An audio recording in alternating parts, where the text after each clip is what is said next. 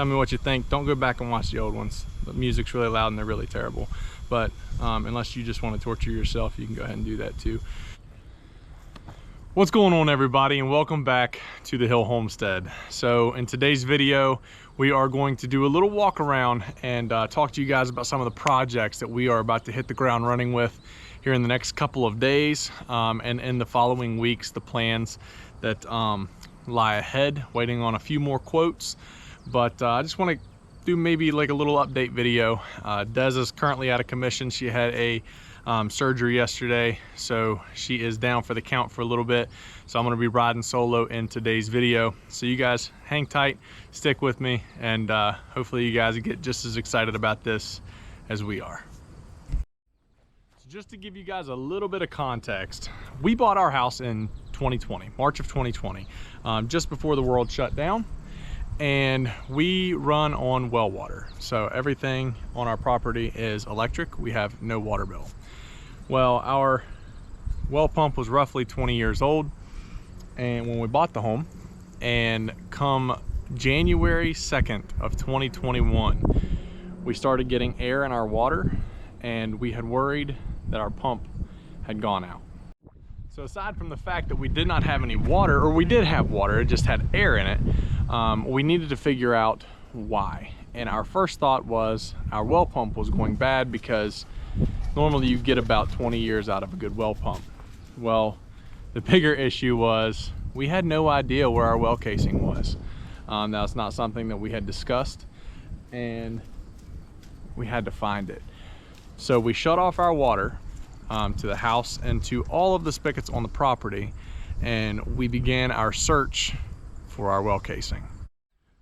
Thankfully at the time, we were hitting the gym pretty hard, and we were able to shower, and we would brush our teeth using water bottles and things like that.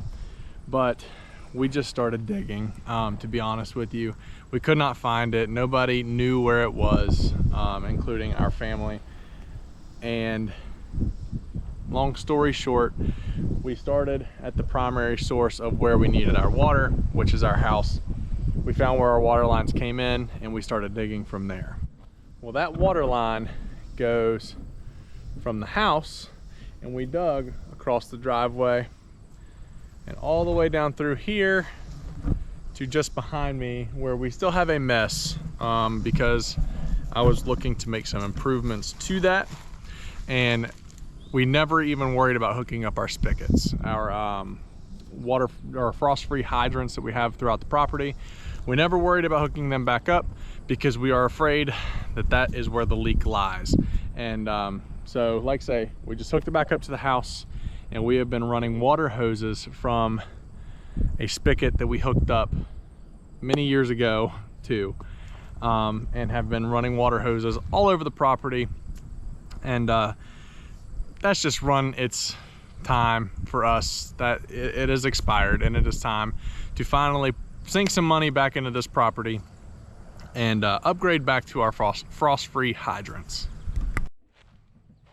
So one of our frost-free hydrants is behind me, and I will show you guys that.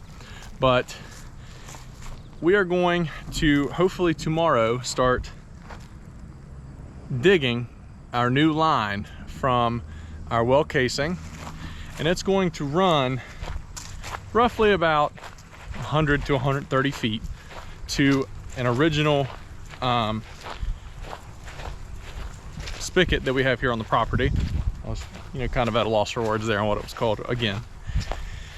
And this was the spigot that we would use to water our garden or water any animals that we had sitting right here in the field that we would put out to pasture. And that is this spigot right here, this frost-free hydrant here. And the plan is to install mini shut-off valves. That was one flaw that we had found throughout trying to find this leak. And it's going to be super beneficial. We would be able to get rid of all of this hose running back to the barn and just be able to use this again. Hook up a hose here, be able to have our garden back where we were running pigs, and be able to easily come out, turn on the water, and just water whatever animal that we would like to free up and have in here, or continue this trench out into our fields and eventually be able to set up paddocks for either more pigs or rotationally grazing our cattle and or pigs. The trickier part of this operation is going to be getting it back to our frost-free hydrant just outside of our barn, where we would really like that one back because it will be the most convenient. Right now, we have to turn on the hose and walk around the barn, things like that, to shut the water on and off. But to be honest with you right now, we just leave the hose on and we leave a spigot at the end of the hose to, you know, keep it from leaking, things like that. But this is the other frost-free hydrant that we have here on the property. The benefit to using those frost-free hydrants is the winter time, hence frost-free. They are self-draining. The water goes back down into the ground below the frost line, and the water does not freeze. As long as you drain your hoses, watering in the winter time should not be an issue. So right now, what I'm going to do is clean out the barn and give us an easily accessible straight shot from point A to point B. So our new water line will run from just underneath these pieces of plywood, and we will trench a line from there. I'll have to move these gates and pin the animals up on this side of the barn, but it will trench right through here, running through the ground here, right back to our frost-free hydrant. That is the game plan for now on getting our water back to this spigot, and hopefully we don't have to replace any of these spigots, but if we do, it's no big deal. Now, even more exciting than that is whenever we finish trenching, we sleeve this line going under the barn. We are going to put it through some PVC pipe, so that way in the future, if we ever have any issues, that it'll be a lot easier to change rather than to dig back up. And I say that because we are going to start getting quotes on putting a concrete slab throughout the entire barn, and just making cleanup just so much easier. Right now, cleaning out this barn, I constantly am digging into shale and tearing it up and exposing the beams at the bottom of the barn. It'll make it a lot easier for the cows to walk on because it will be a rougher concrete, nothing that they will slip and slide on even when it's wet. That is the plan for that. And I'll be able to park equipment in here, stack hay in here, and not worry about moisture from the ground getting on it and ruining our hay. It's just something that I believe will make our barn a lot cleaner, a lot more sanitary for our pigs, for our cows. We will not have to worry about rooting from our pigs because they will have a solid surface in which they cannot root up and tear up the ground. But like I say, first things first, we are going to get in here, clean up the barn, clean up an alleyway, so that way we can make digging as quick and as efficient as possible with little to no barriers. Just make it a straight shot, not have to move anything around. We're going to condense the cows. We're going to pull out some of this equipment and keep it out of the weather, but out of the way as well. And we are going to get that started right now. So I've got everything moved out, and on second thought, excuse me, Moose. On second thought, I don't think that I'm going to downsize their pen until we actually start digging in here. And what we might do, depending on how hot it is go ahead and take these two out into a field and kind of fence them in, and then let them eat the grass and give them some water down there. So that way the barn's completely empty, and we can take down as many gates as we would like to create as much room as we would like. I don't think the pigs should be an issue.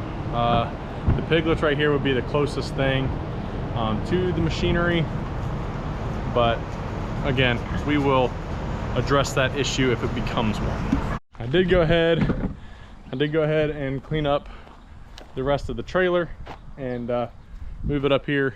Ooh, you guys are sideways. Move it up here and get it parked.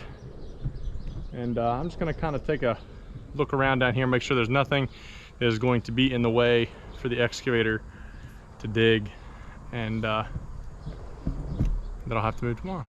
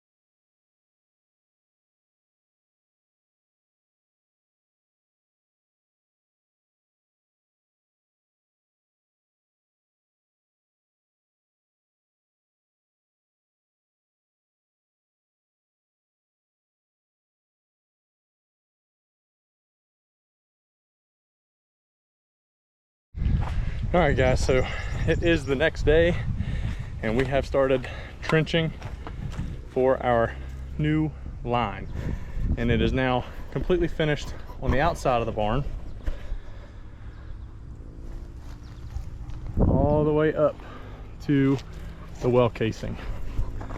So now we're going to start on the inside of the barn, a little bit tighter quarters, but he's pretty good, so let's get it done.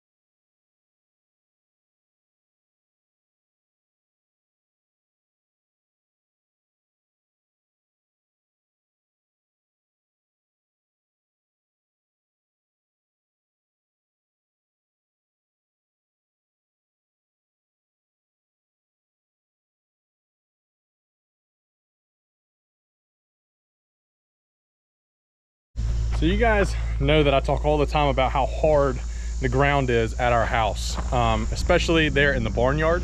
So I'm gonna take you guys down and I'm gonna show you with his machine exactly how hard this ground is.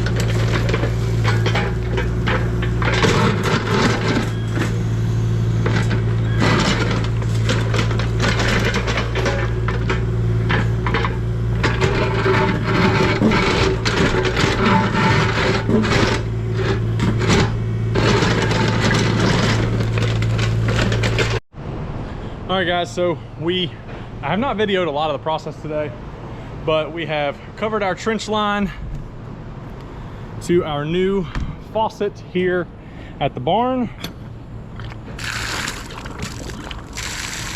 And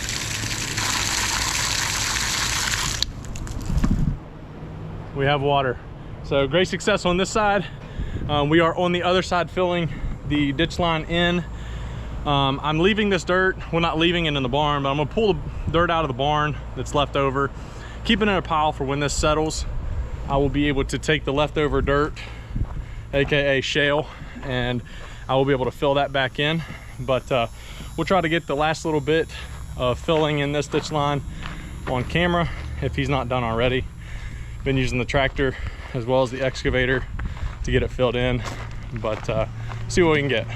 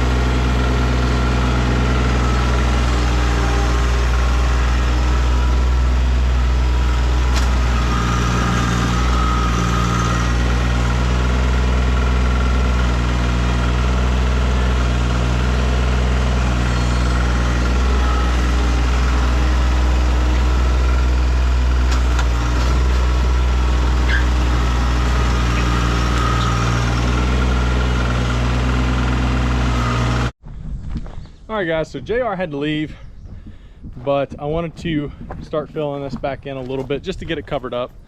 I don't know if I'm gonna finish filling it in tonight or not, but as you guys can see, there's still a little bit left and nothing that the tractor can't handle.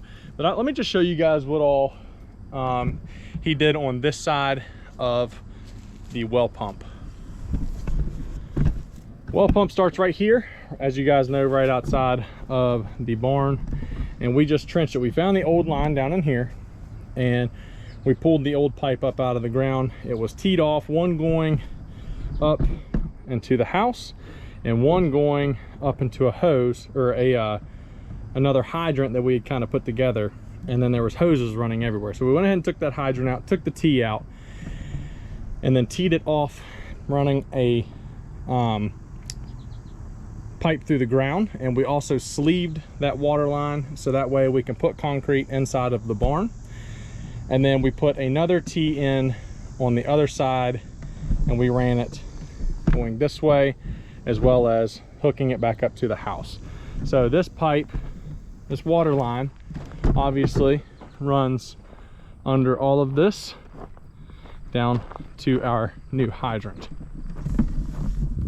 My original plan was to just hook it up to the old hydrants, and we talked about it, and he suggested that I go ahead and just go buy the 2 new hydrants.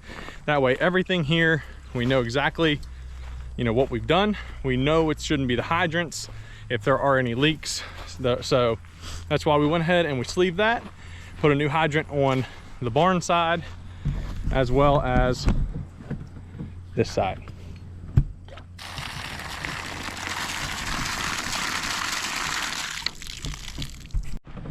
But thankfully that's done. We now have water down here.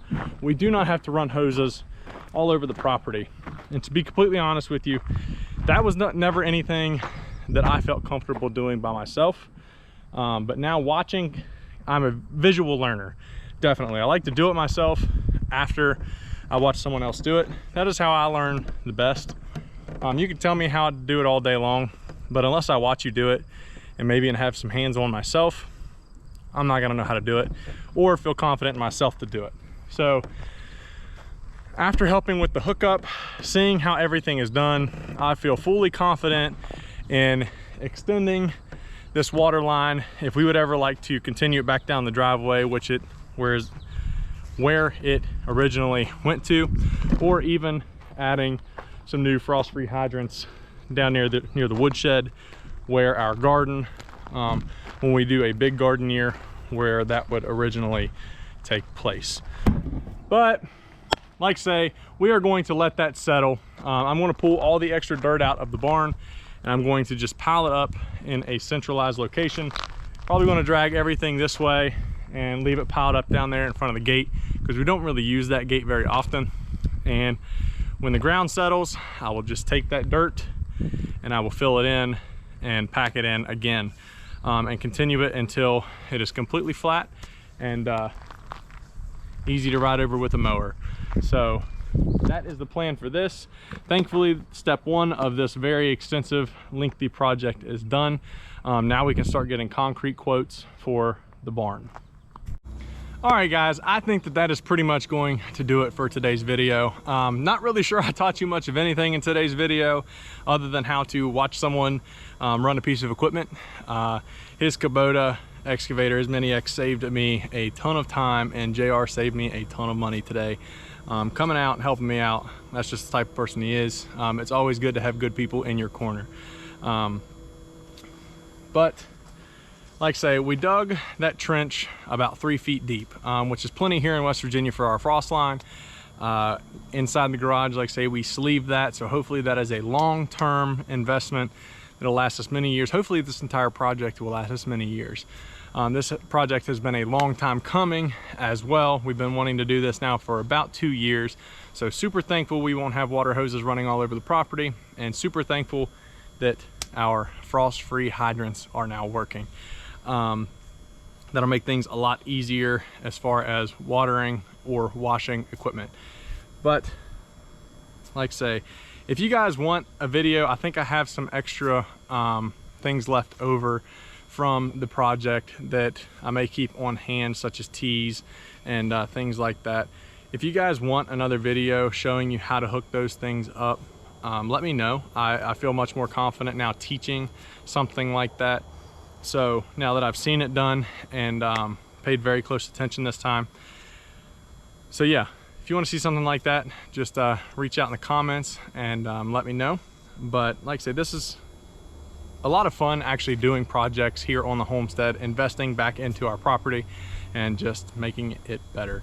So if you like videos like this, please like and subscribe to the channel, and tell a friend about us. Go watch out for some other videos. Go check those out for me, and tell me what you think. Don't go back and watch the old ones. The music's really loud and they're really terrible.